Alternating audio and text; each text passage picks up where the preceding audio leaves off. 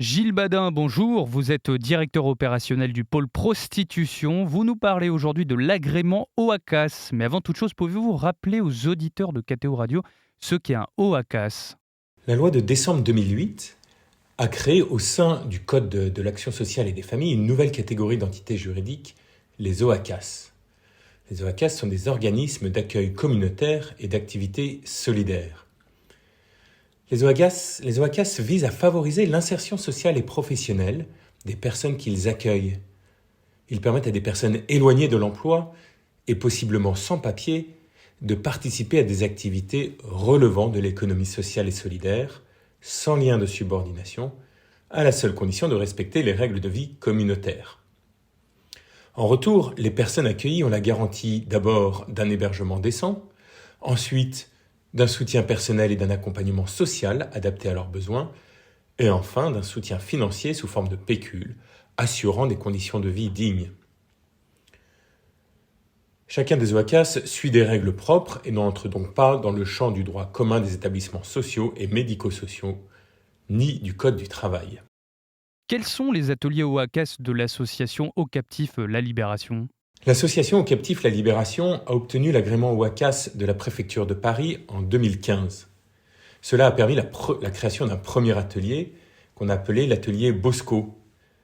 Cet atelier permet la réinsertion par la peinture en bâtiment. À l'origine, il s'est ouvert pour des hommes migrants en situation de prostitution de survie rencontrés dans le bois de Boulogne. Cet atelier Bosco s'est ensuite ouvert aux différents publics précaires et en prostitution rencontrés par l'association. Cet atelier propose la rénovation de pièces de petite taille jusqu'à des grands appartements, voire même des paroisses. En 2023, les captifs ont accompagné en moyenne 7 compagnons.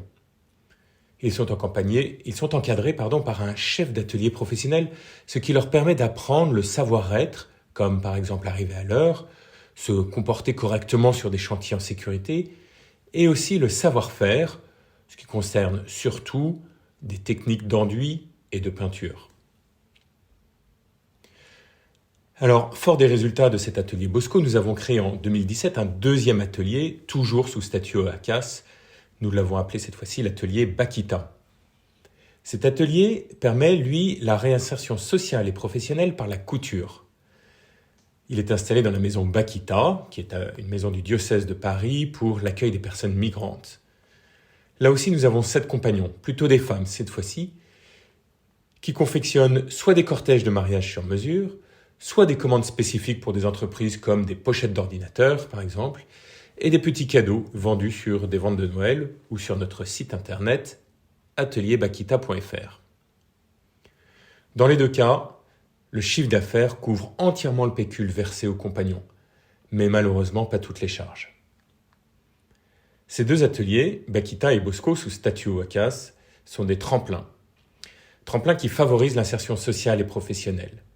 Ces ateliers permettent donc aux compagnons de regagner leur dignité en quittant la prostitution et en participant à une activité rémunérée. Merci beaucoup Gilles Badin pour votre intervention. Je le rappelle, vous êtes directeur opérationnel du pôle prostitution à l'association Au Captif La Libération. Excellente journée à vous.